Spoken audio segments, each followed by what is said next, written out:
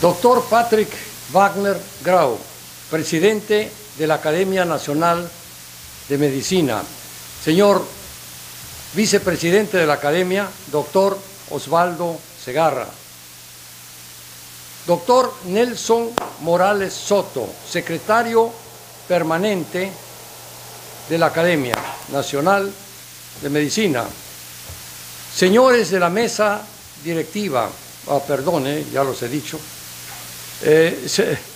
señores miembros de la Academia Nacional de Medicina, señoras y señores.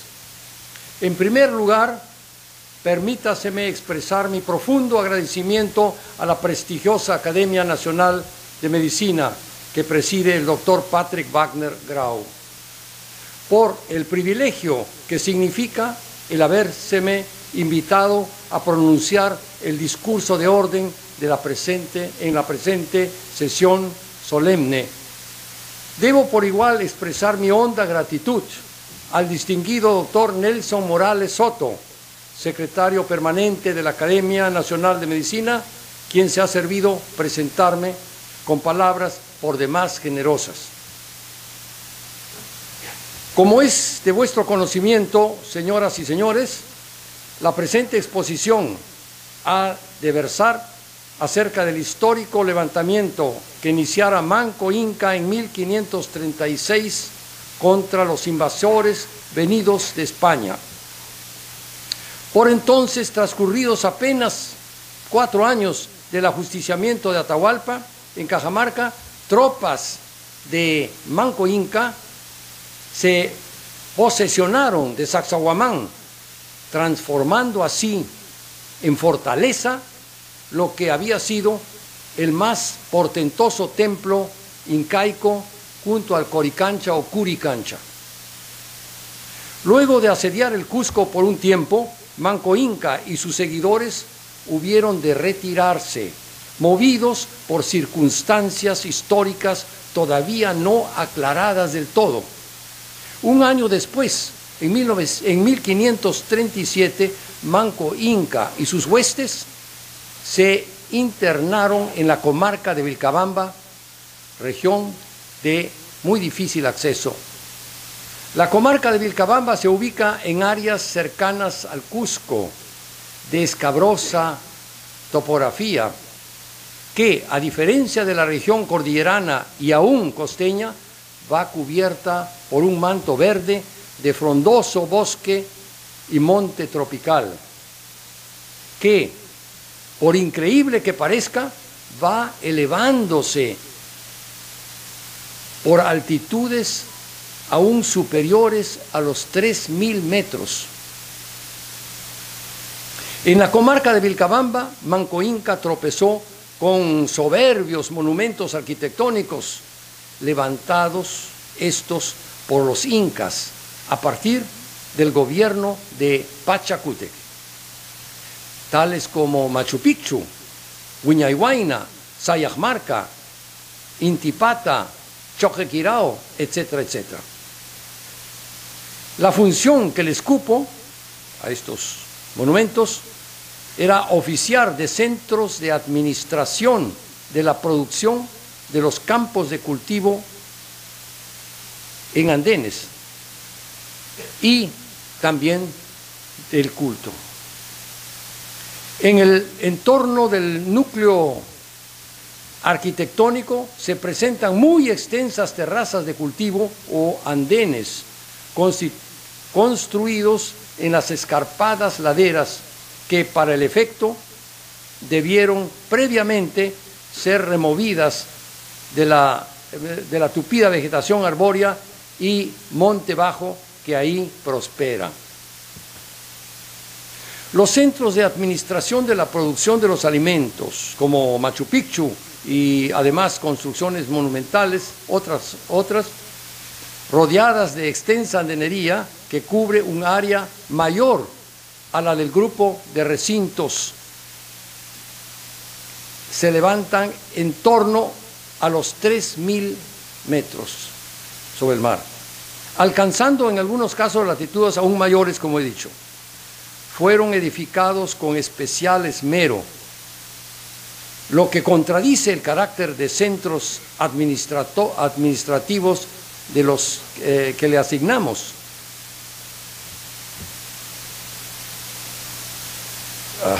Voy a usar mis lentes mejor.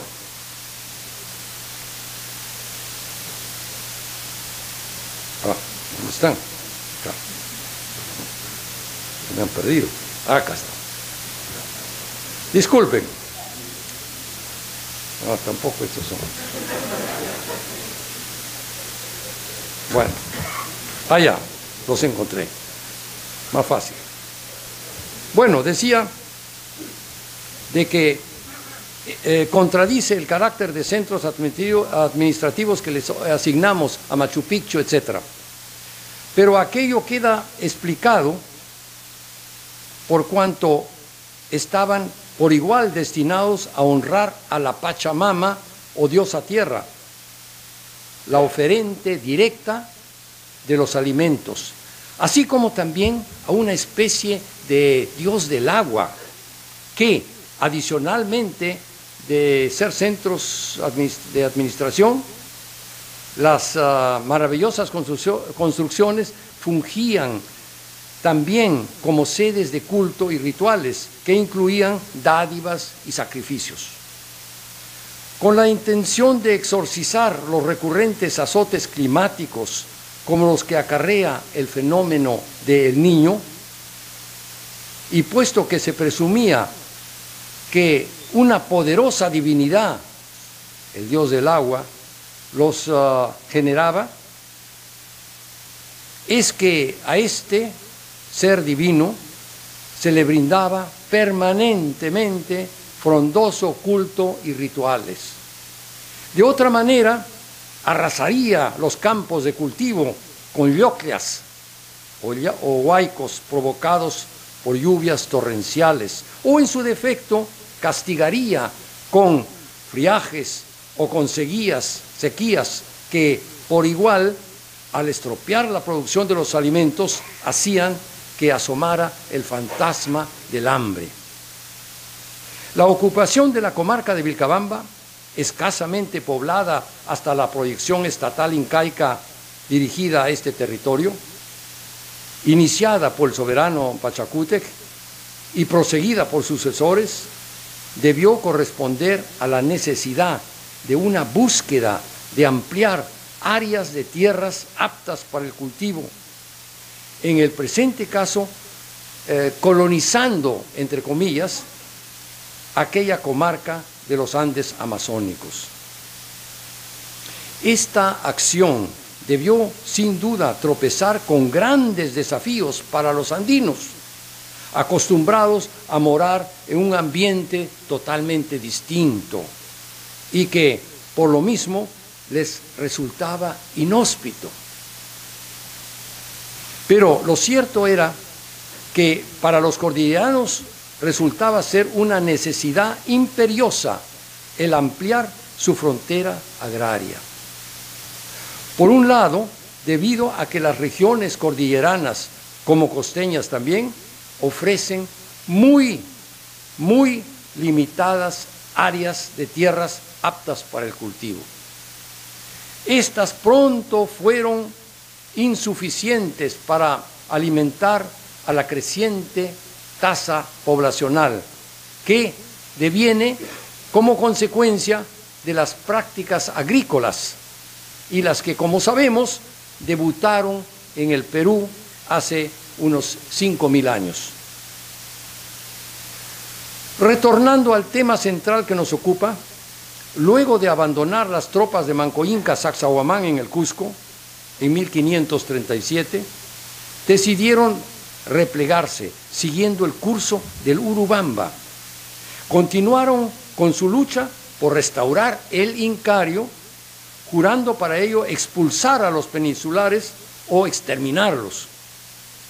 Sin embargo, en la batalla de Amaibamba fueron batidos y Manco Inca decidió retirarse con su tropa hasta alcanzar Choquechaca, donde luego de atravesar el puente que accede a la comarca de Vilcabamba, se internó para desde ahí seguir combatiendo.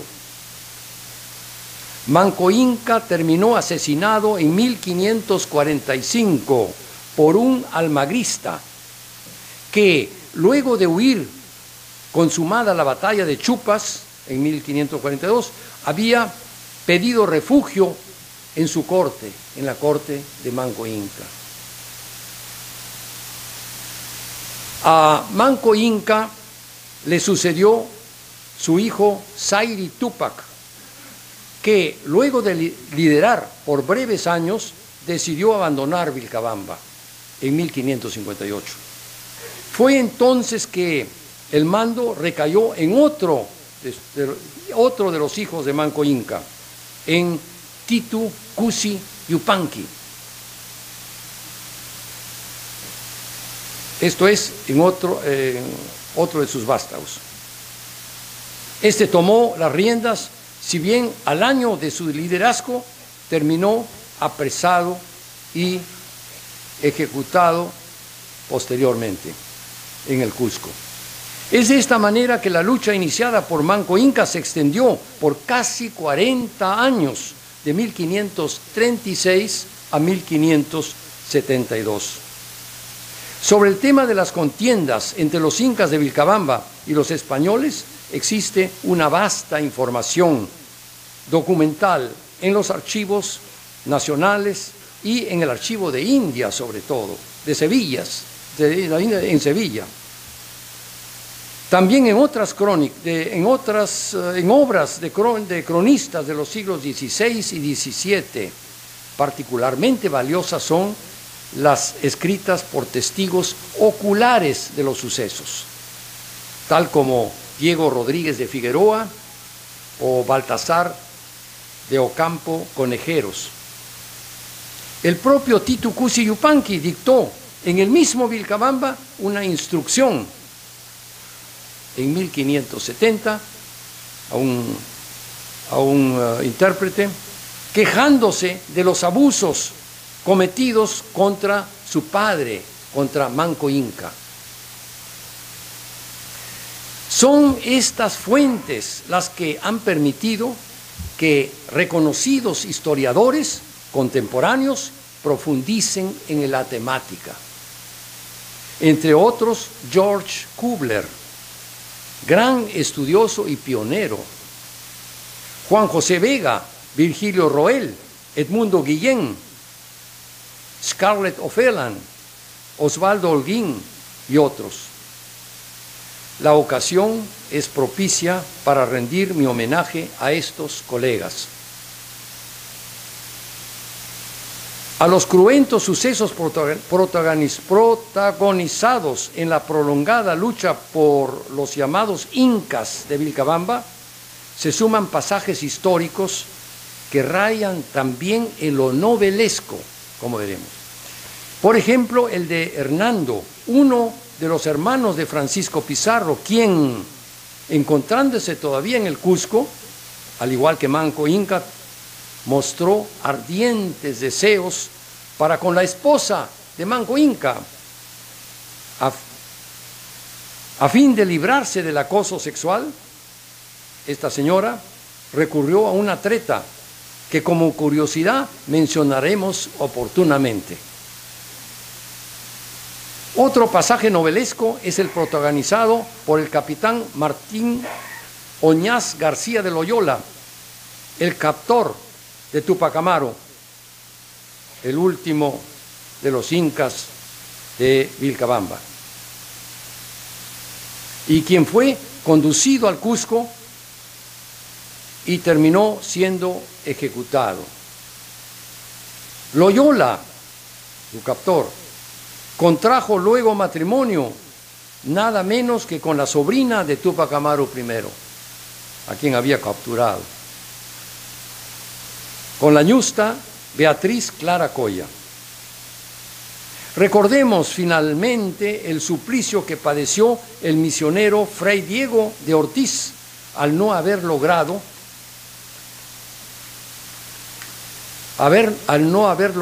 resucitar a Titu Cusi Yupanqui, tal como a su muerte se lo demandaban los allegados al Inca.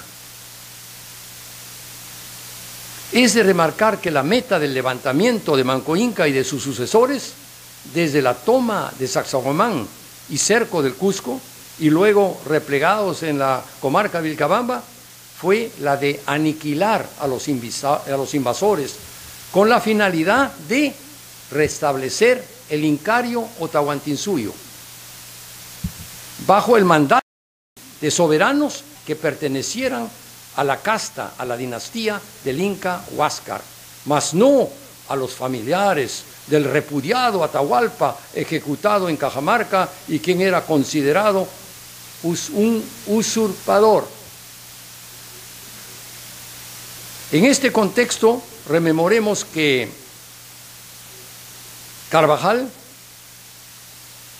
Gaspar de Carvajal, recordemos que Carvajal abrigaba a aconsejar a Gonzalo Pizarro luego de la derrota sufrida por Almagro en la batalla de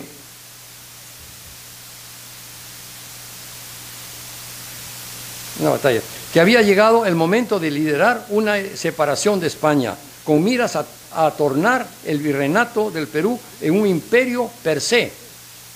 Es evidente que este acontecimiento independentista tuvo otras implicaciones y objetivos que las que acompañaron el levantamiento de los incas de Vilcabamba, iniciado por Manco Inca.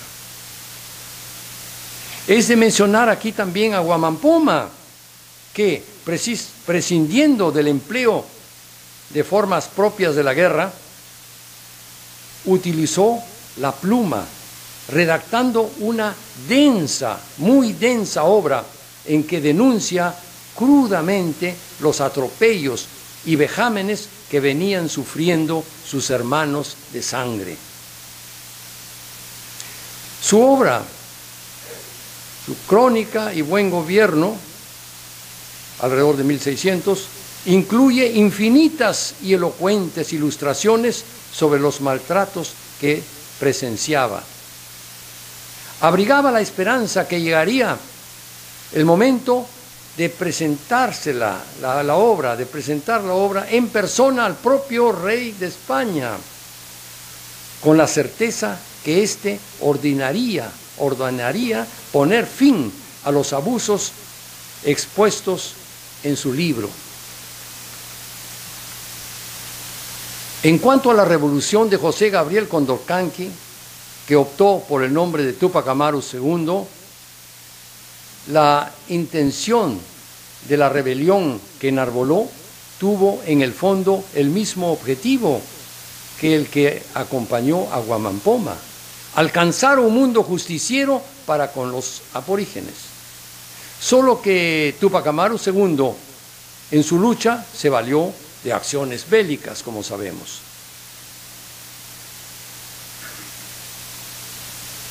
La rebelión de Túpac Amaru II fue sofocada y su líder, luego de ser apresado, sometido a tortura, al arrancársele las 4 extremidades mediante el tiro de caballos. Pilar Roca ha establecido que parte de su cuerpo, el tronco solamente, fue sepultado en la iglesia cusqueña de San Francisco. Es un dato reciente. Como podemos apreciar, los modelos que acompañaron los acontecimientos históricos referidos, desde el levantamiento de Manco Inca en adelante, si bien presentan ciertas convergencias, estas no son, puntualmente hablando, las mismas que acompañaron la gesta emancipadora que en 1821 devino en la proclamación de la independencia del Perú. Ha llegado el momento que presentemos paso a paso la secuencia histórica del levantamiento de Manco Inca.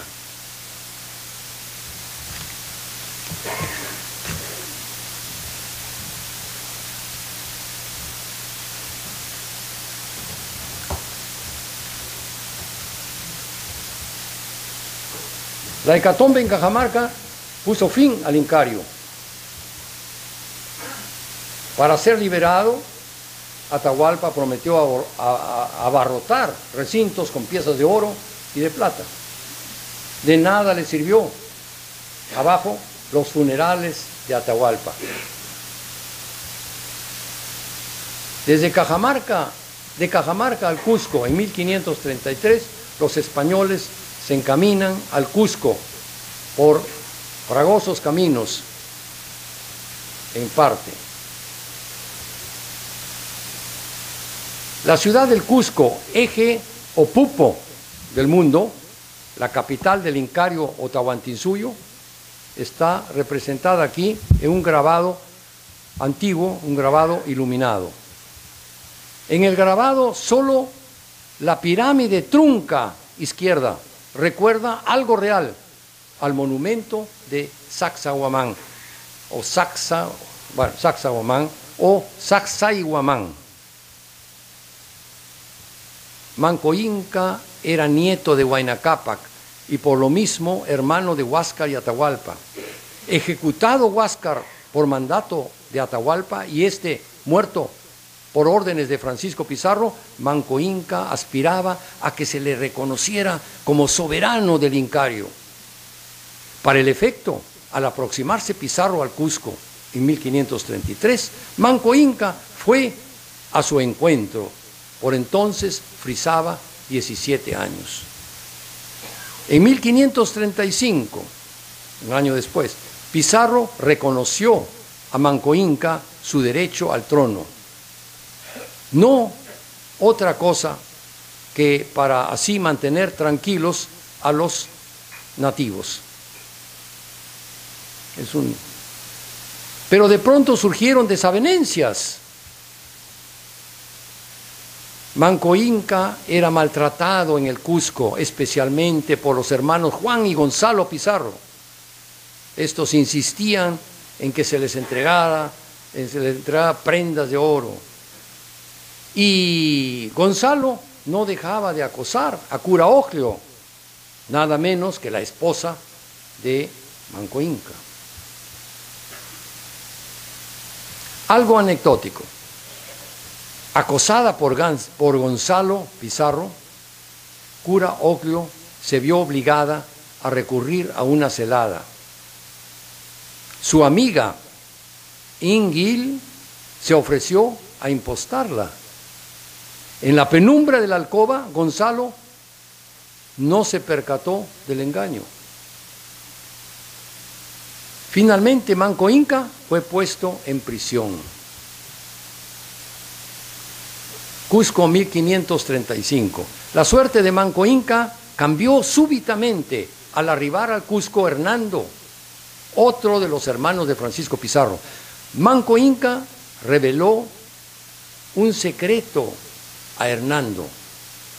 Le comentó conocer el lugar donde era ocultado un ídolo de oro macizo del tamaño de un niño.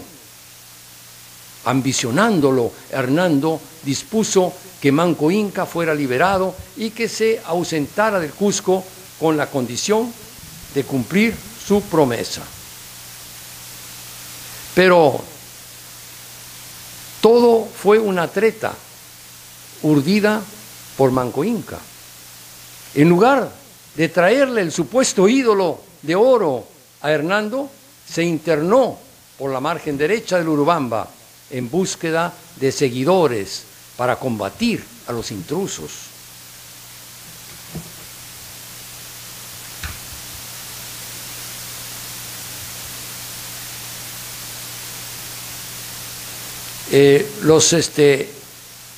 Las tropas de Manco Inca posesionadas en Sacsayhuamán pues cercaron el Cusco. En su desesperación los españoles imaginaban que el apóstol Santiago vendría a socorrerlos. También la Virgen María habría descendido del cielo, posándose sobre el Sunturuasi del Cusco. Habría cegado a los combatientes de Manco Inca, acaso arrojándoles ceniza volcánica. Luego de evacuar Sacsayhuamán, las tropas de Manco Inca se retiraron a Ollantaytambo. La soldadesca española fue en su persecución y en Ollantaytambo fue liberado un sangriento combate. En Ollantaytambo los españoles fueron vencidos y obligados a retirarse del Cusco.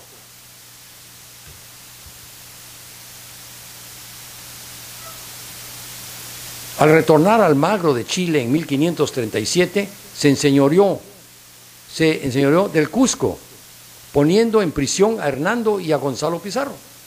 Rodrigo Ordóñez recibió la orden de proseguir combatiendo a los seguidores de Manco Inca y a Manco Inca mismo. Manco Inca replegó su tropa siguiendo el curso del Urubamba hasta Amaibamba, donde fue alcanzado y vencido por la tropa de Ordóñez. Después de la derrota sufrida en Amaibamba, Manco Inca resolvió internarse en la comarca de Vilcabamba, que por su paisaje agreste dificultaba una persecución. La comarca de Vilcabamba, caracterizada por su paisaje escarpado, cubierto de tupida vegetación, la podemos ver en la fotografía. Mientras Manco Inca se encaminaba al puente de Choquechaca para cruzar el Urubamba e internarse en la comarca de Vilcabamba, iba reclutando gente para engrosar su tropa. A consecuencia de esta leva, la localidad de Huamanmarca terminó por despoblarse cuando llegaron ahí los españoles pocos años después. Al internarse Manco Inca en la comarca de Vilcabamba, iba tropezando con importantes testimonios arqueológicos construidos en tiempos de sus antepasados, de los incas. Ciertamente la comarca de Vilcabamba había sido ocupada por los incas tiempo atrás, a partir de Pachacútec, soberano cuyo mandato se inicia hacia 1438. Los testimonios lo testimonian los soberbios núcleos arquitectónico-agrícolas, diríamos, ahí presentes, Machu Picchu, Choquequirao, etc. Surge la pregunta del por qué los incas, siendo cordilleranos, ocuparon la comarca de Vilcabamba, de abrupta topografía cubierta por densa vegetación tropical, sin duda hostil para con los andinos. A la abrupta topografía, los cordilleranos o andinos estaban acostumbrados, ¿verdad? No así a la vegetación tropical, a la humedad que reina en los Andes amazónicos. ¿Por qué entonces los incas, desde Pachacútec en adelante,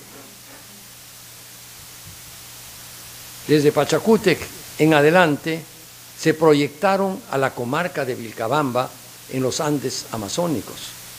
La respuesta solo puede obedecer a que su finalidad era, entre comillas, colonizar aquella región que permanecía escasamente poblada. Otra pregunta: ¿por qué colonizarla? Con el fin, no hay otra respuesta, de producir una cuota de alimentos cada vez mayor, de acuerdo a lo demandado por la tasa demográfica siempre creciente, en aumento. El aumento poblacional tuvo sus preludios miles de años atrás, desde cuando los antiguos peruanos optaron por alimentarse cultivando los campos. Lo comprueba el hecho de que los incas tuvieron que recurrir a la construcción de inmensas obras de andenería. El objetivo era hacer fértiles las escarpadas laderas andinas.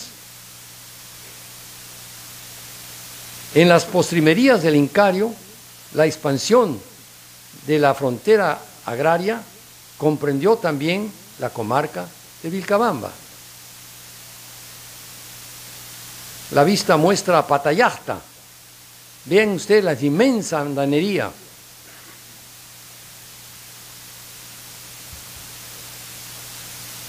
Otro factor que conducía a la ampliación de la frontera agraria era la limitación de tierras aptas para el cultivo de lo que ya hemos hablado a lo largo del territorio del Tahuantinsuyo, en costa tanto como en la sierra.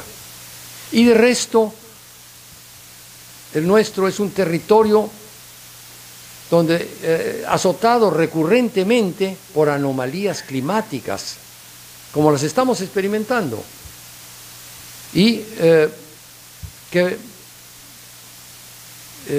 como las prorrumpidas por el fenómeno del Niño, ¿no? Lluvias torrenciales que devienen en lloclias, en realidad huaicos es la correcta palabra, que arrasan los cultivos, sequías severas, friajes, etcétera, que afectan la producción normal de los alimentos. Para contrarrestar los problemas alimenticios que acarreaban las anomalías climáticas, es que en el Incario los antepasados de Manco Inca debieron ocupar la comarca de Vilcabamba.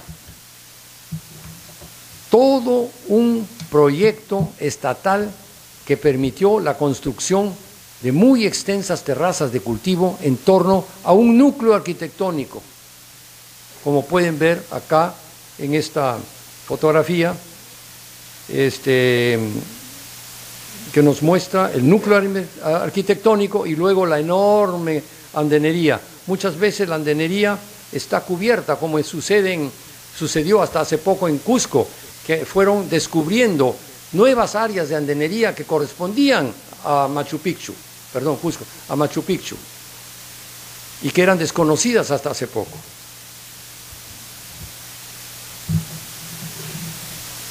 Pero surge otra pregunta: ¿por qué los núcleos arquitectónicos de los centros de administración en Vilcabamba fueron construidos con tanta pulcritud?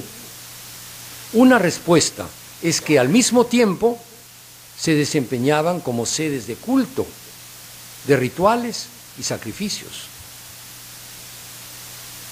¿Pero de qué culto y rituales estamos hablando?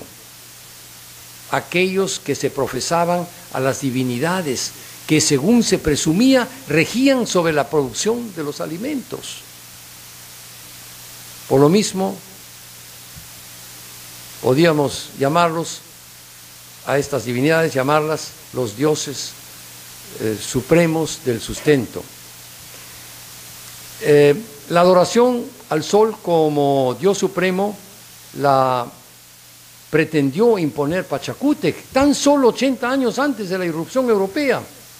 Si bien caló entre las élites, principalmente las del Cusco, no así entre el resto de los pobladores del Incario.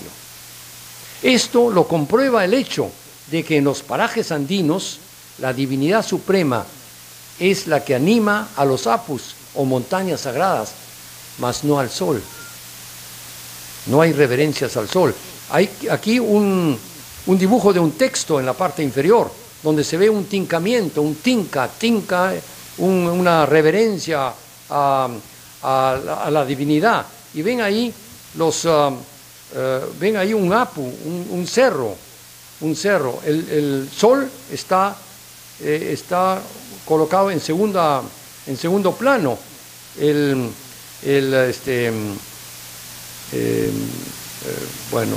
La libación tiene lugar con el cerro, donde el cerro sagrado, donde se materializaba el dios del agua, en lo que llamamos el dios del agua.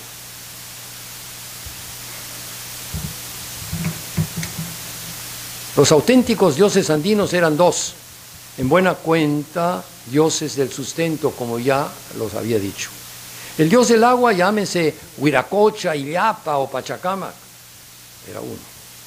Y el otro, la diosa tierra o Pachamama, era la donante directa de los alimentos, pero daba sus frutos siempre y cuando fuera fecundada a tiempo y en su medida justa. ¿Por quién? Por el dios del agua, una especie de consorte.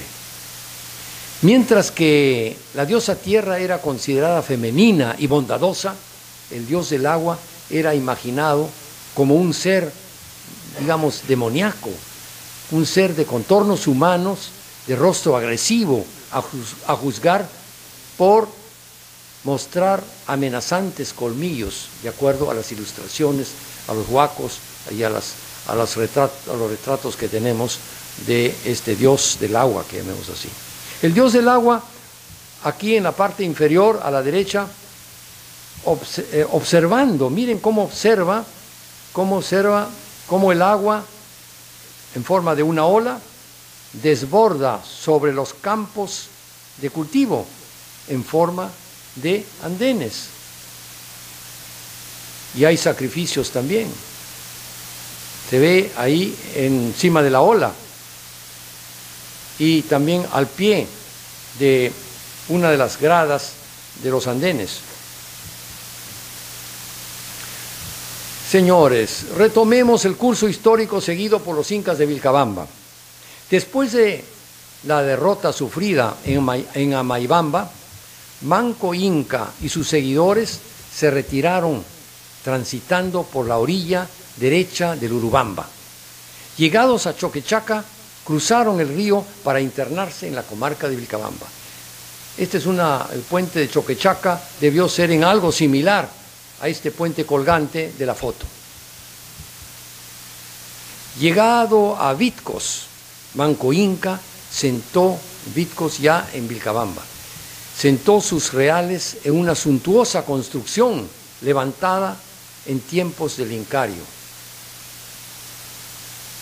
Como pueden ver a la derecha, una de las portadas de doble jamba. Junto a la residencia de Manco Inca, en Vitcos, se levantaba el adoratorio de Yurahrumi, también conocido como Ñusta Hispana, que parece que es el nombre correcto. Yurahrumi es la peña blanquecina.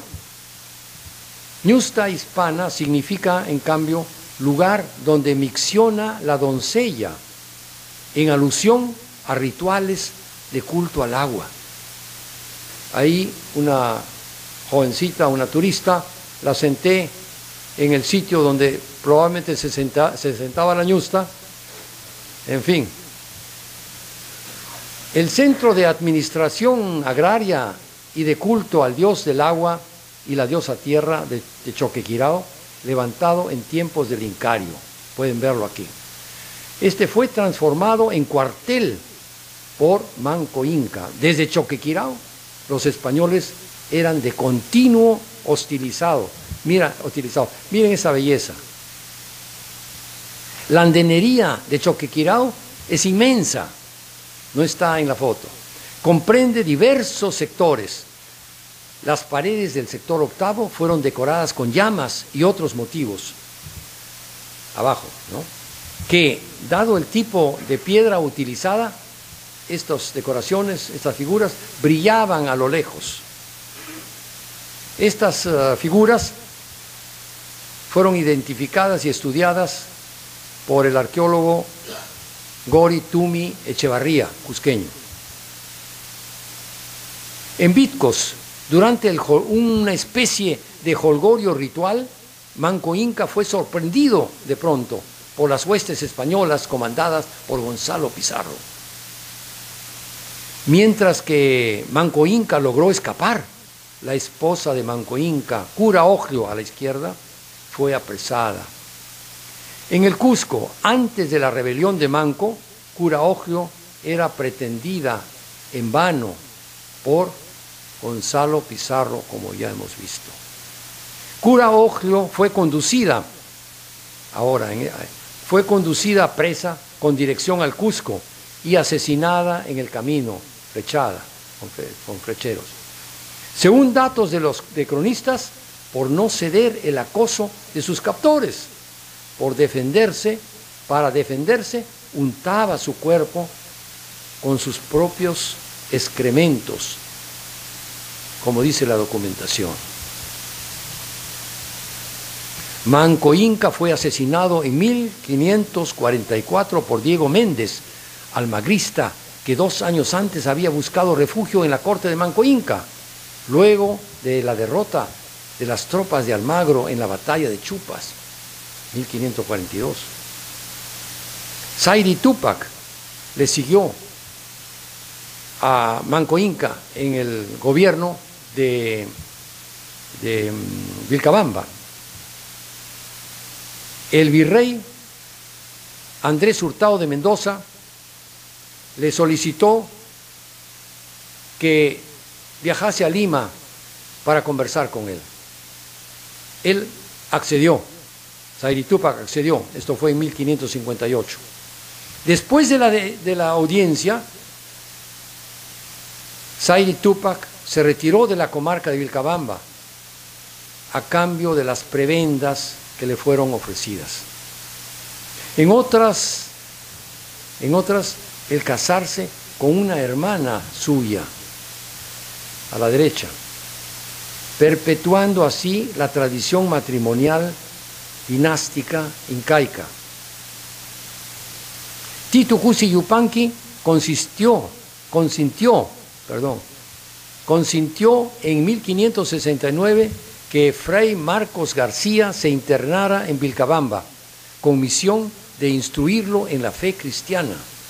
Un año después se hizo presente también el agustino Diego Ortiz para auxiliar a Fray Martín García.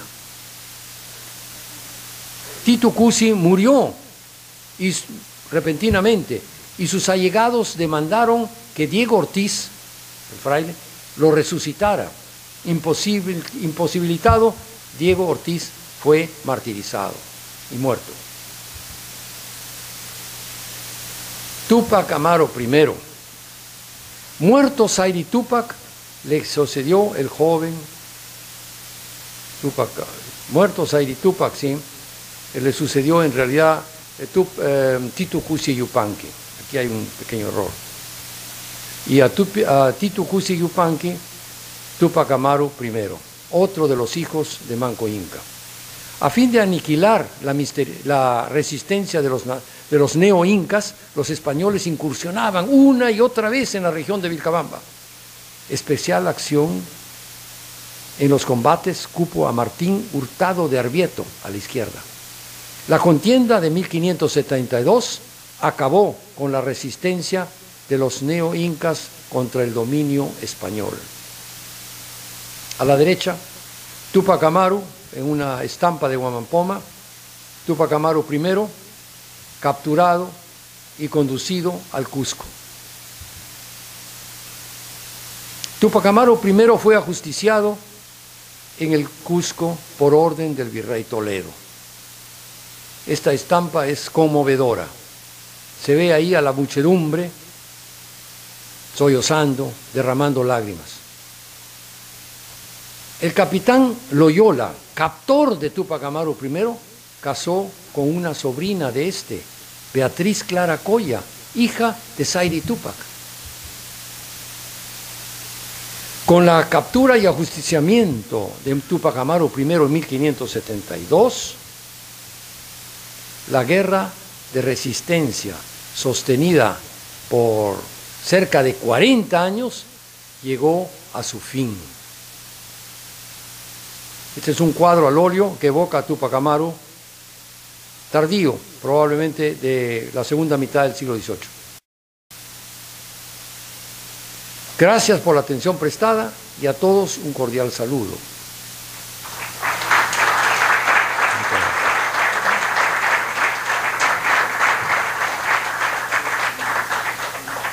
Mientras estuve, hace cosa de 11 años, haciendo investigaciones en la comarca de Vilcabamba, tratando de rastrear los monumentos que había ocupado Manco Inca y su tropa,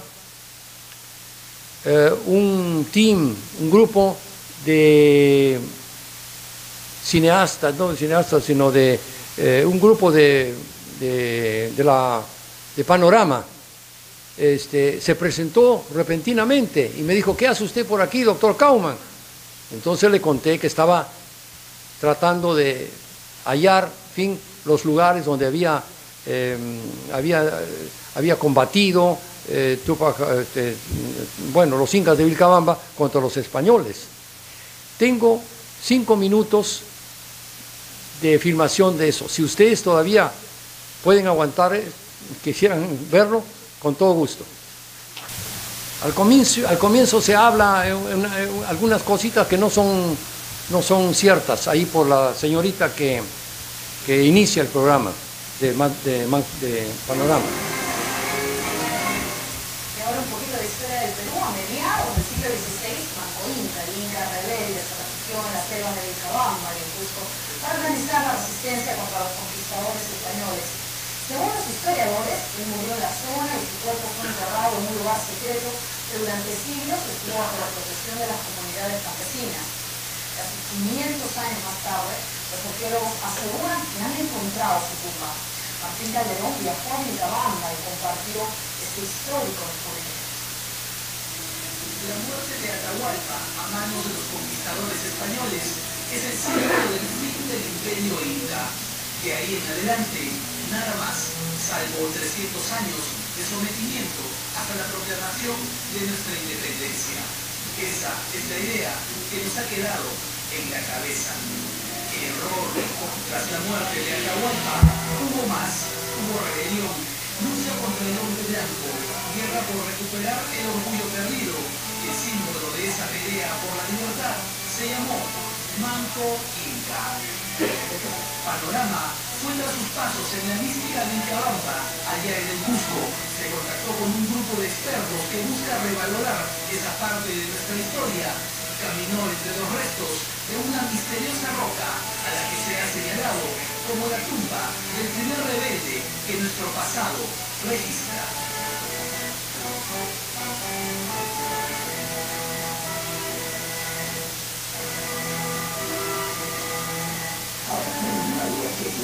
Esta fue la capital de Manta. No solamente caminó, trajo gente de la selva de los Andes, trajo gente de la sierra, con un gran ejército y se refugió. Vilcabamba, el último refugio del Inca rebelde. A 10 horas de la ciudad de Cusco está Huancacalle. Después de este pueblo, no hay más camino salvo el que marca entre los cerros el acceso a pie hasta los dominios de Manco Inca. Aquí en la tierra, en la región de Vilcabamba, se refugió hace ya cerca de 500 años uno de los descendientes de Huayna Cápac, hermano de Huáscar y Atahualpa. ¿Quién? Manco Inca. El célebre historiador y arqueólogo Federico Kaufmann Doig nos lleva de la mano por la historia de Manco Inca. Él es parte de un grupo de profesionales enamorados de nuestro pasado que pelea contra el olvido histórico y por el redescubrimiento de Vilcabamba, un grupo encabezado por el cineasta Federico García.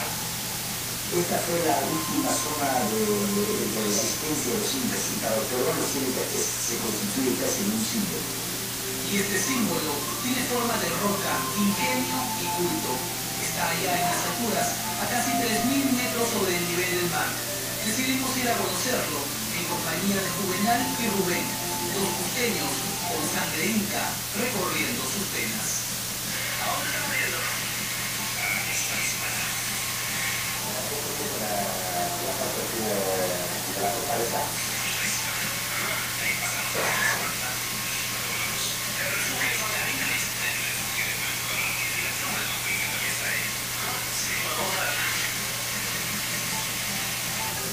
Tras la muerte de Atahualpa, Francisco Pizarro decide nombrar un inca para llegar al Cusco sin tener que enfrentar en el camino tantas batallas. Así es como se contacta con Manco Inca, hijo de Huayna Cápac y hermano de Huáscar y Atahualpa, el año 1533. Para poder controlar a los nativos de diferentes regiones. También un inca, usted sabe, en esa época, lo que me decía el inca, lo que mandaba el inca, pues era una orden que era acatada. Este camino lleva a la tumba de Manco Inca.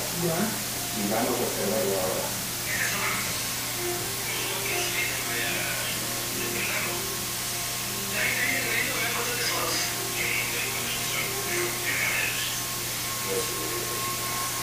metimos en la guerra.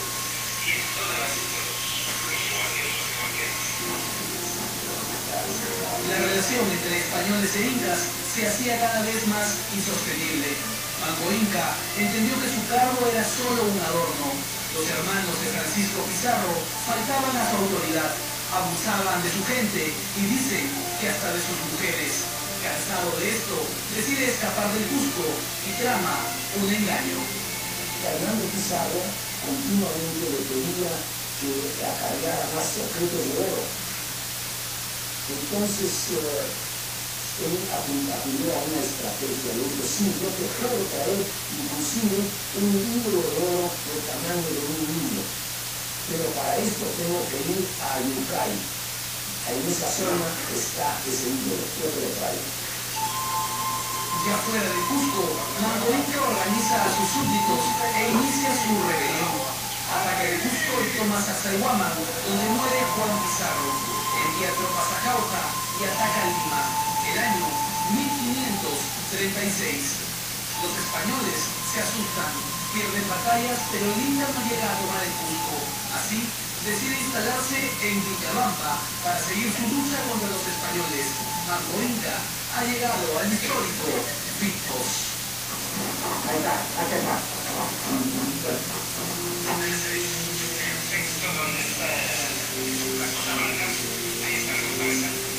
Y ya estamos, ya en línea de la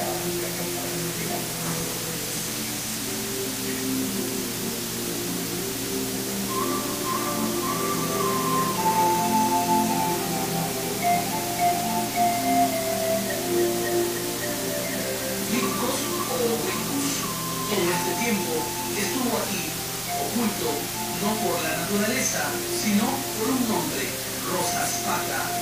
Entonces, si Rosas Pata es Pitcos, esta fue la residencia de Manco Inca. Aquí vivió y en alguna de estas habitaciones planeó con sus nobles guerreros su rebelión contra los conquistadores y acarició su sueño de recuperar el Incario. Se avecina, toma posesión de este sitio.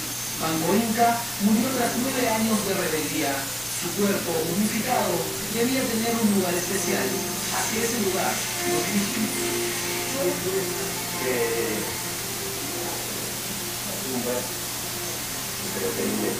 Y la forma está totalmente. ¿Y eso qué sería? ¿El lugar donde estaría Manco Inca? ¿Es lo que dice la gente? Es lo que la gente comenta, Esto ahora está lleno de agua.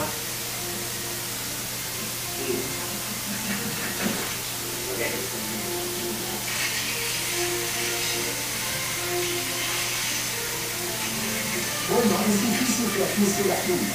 Bueno, esté ahí la tumba sí, pero no la momia. Porque de acuerdo a las noticias tempranas de gente que escribió de testigos oculares de los sucesos, el cuerpo momificado fue retirado de este lugar. Manco Inca y su rebelión, la historia y su permanente reto de conocerla y encontrarnos con nuestra identidad. Allá en Vilcabamba, en el Cusco, la vida de un Inca nos llama a buscarla.